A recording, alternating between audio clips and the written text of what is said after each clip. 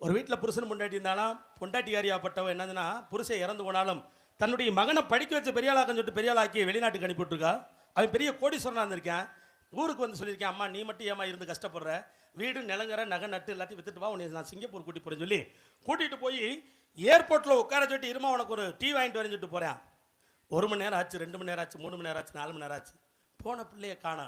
இந்த பெத்த வயிறாகப்பட்டது, நான் பெத்த பிள்ளைய காணமே, 1 மணி நேரத்துக்கு மேலே பசி ஒருக்க மாட்டானேன்னு சொல்லி அழுகிறா.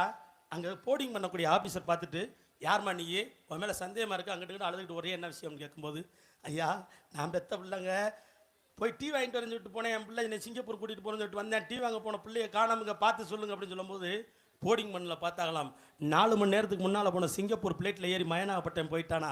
இந்த தாயாப்பட்ட சொன்னாங்களாம், உன் மயன் சிங்கப்பூர் போயிட்டான்னு சொன்னோன்னே 10 பைசாவோட கையில் கொடுக்காம பெத்த தாயை அனாமத்தையா விட்டுட்டு போயிட்டான். இந்த தாயாப்பட்ட நெஞ்சை பிடிச்சிக்கிட்ட இடத்துல உட்கார்ந்தாலாம். இதை ஏன் நான் உங்களுக்கு சொல்கிறேன்னா, நீங்கள் 1000 கோயிலுக்கு அன்னதானம் போட்டாலும் 10,000 கோயிலுக்கு நீ பாத யாத்திரை நடந்தாலும் பெத்த தாய் தகப்பனை எவன் ஒருத்தன் பட்னியா போட்டு எந்த ஒரு காரியம் செய்கிறானோ அந்த காரியம் சுயச்சமாகாது என்பதை எடுத்து கூறி, ஏன்னா நீ வாழ்வதற்காக உடம்பில் தாயுடைய கருவறை என்று சொல்லக்கூடிய ஒரு அறை வைத்து கட்டியவள் தான் அந்த தாய். உதிரத்தை பாலா கொடுத்தவள் தான் தாய். அப்பேற்பட்ட தாய் தகப்பனுக்கு வீடு கட்டும் போது வீட்டில் ஒரு அறை வைத்து கட்டாதவன் மனிதனாக இருக்க முடியாது என்பதை எடுத்து கூறி, தாய் தகப்பனை கடைசி வரைக்கும் வச்சு காப்பாற்றுங்கள் என்பதை எடுத்து கூறி வாய்ப்புக்கு நன்றி உரிய